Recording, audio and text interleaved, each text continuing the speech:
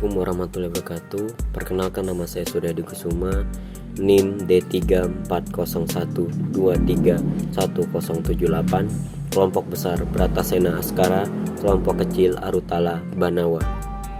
Kemampuan berkomunikasi merupakan salah satu soft skill yang sangat penting bagi mahasiswa maupun individu di berbagai bidang kehidupan. 1. Kemampuan menyampaikan ide dan informasi. Selanjutnya itu mendengarkan aktif, kemampuan untuk mendengarkan dengan penuh perhatian dan empati, sangat penting dalam komunikasi sebagai mahasiswa. Soft skill ini sangat berkaitan dan mudah untuk memahami perasaan dan pandangan orang lain. Ketiga, kemampuan bertanya yang baik. Keempat, keterampilan presentasi, kemampuan untuk berbicara di depan umum atau menghadapkan materi dengan jelas dan meyakinkan. 5. Fleksibilitas komunikasi, kemampuan untuk beradaptasi dengan berbagai gaya komunikasi dengan orang lain adalah keterampilan yang berharga. 6. Keterampilan menulis, kemampuan untuk menulis dengan baik dan jelas sangat penting dalam dunia akademik. 7. Manajemen konflik, kemampuan untuk mengelola konflik dengan baik melalui komunikasi yang efektif, membantu mahasiswa menjaga hubungan yang positif dan memecahkan masalah dengan konstruktif. 8. Keterampilan verbal dan non-verbal, selain kata-kata, bahasa tubuh, ekspresi wajah dan intonasi juga berkontribusi dalam komunikasi. 9. Kolaborasi dan tim kerja, kemampuan untuk bekerja dalam tim dan berkontribusi dalam diskusi kelompok adalah aspek penting dari komunikasi. Mahasiswa perlu mampu berbagi ide, mendengarkan rekan-rekan, dan mencapai tujuan bersama.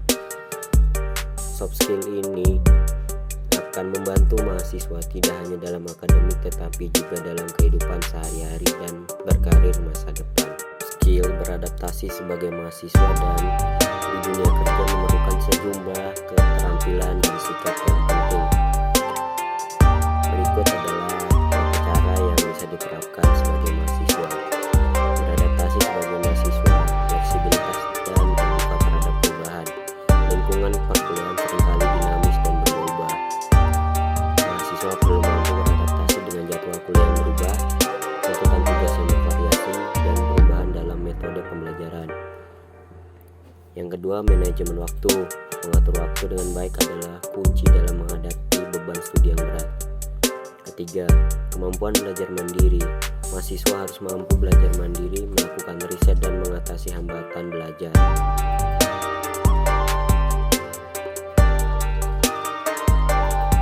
Keempat, adaptasi terhadap budaya kampus. Setiap kampus memiliki budaya dan dinamika sendiri.